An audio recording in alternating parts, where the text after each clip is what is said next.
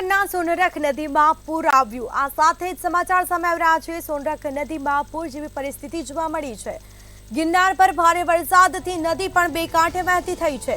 ગિરનાર પર્વત ઉપર અવિરત વરસાદ ખાબકી રહ્યો છે। અવિરત મેઘમહેર જોવા મળી રહી છે। તો સોનરખ નદીમાં વધુ પાણીની આવક જોવા મળી રહી છે। સોનરખ નદીમાં પાણીની આવક વધી છે। નદીના પટમાં અવરજવર માટે મનાઈ કરવામાં આવી છે।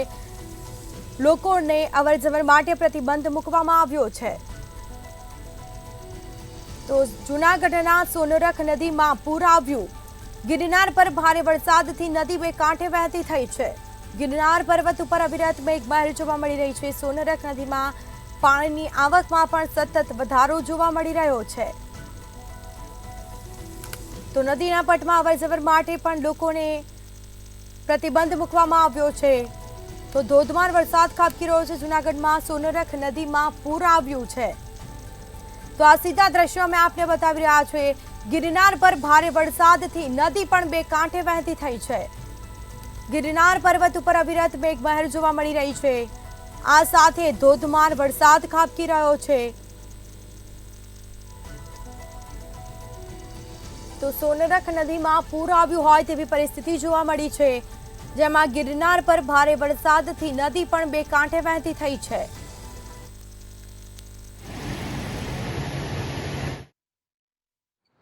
જૂનાગઢ શહેરમાં ગત મોડી સાંજથી જ ધોધમાર વરસાદ શરૂ થયો છે અને તમામ નદીઓમાં નવા નીર આવ્યા છે। જ્યારે જૂનાગઢ શહેરમાંથી પસાર થતી સોનરખ નદીમાં પણ હાલ પૂર આવ્યું છે।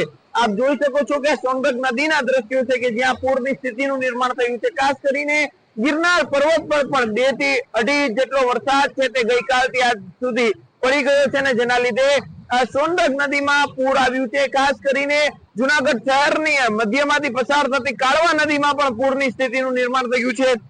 જ્યારે શહેરના 2 અંડરપાસ આવેલા છે તે પણ વરસાદી પાણીમાં ભરાયા છે અને બંધ થયા છે અને ધોધમાર વરસાદ અવિરત જૂનાગઢ શહેરમાં ચાલુ છે। હજુ પણ વરસાદી માહોલ છે તે જોવા મળી રહ્યો છે અને સોનરખ નદી અને તમામ નદીઓમાં નવા નીરની આવક શરૂ થઈ છે અને પૂરની સ્થિતિનું નિર્માણ થયું છે।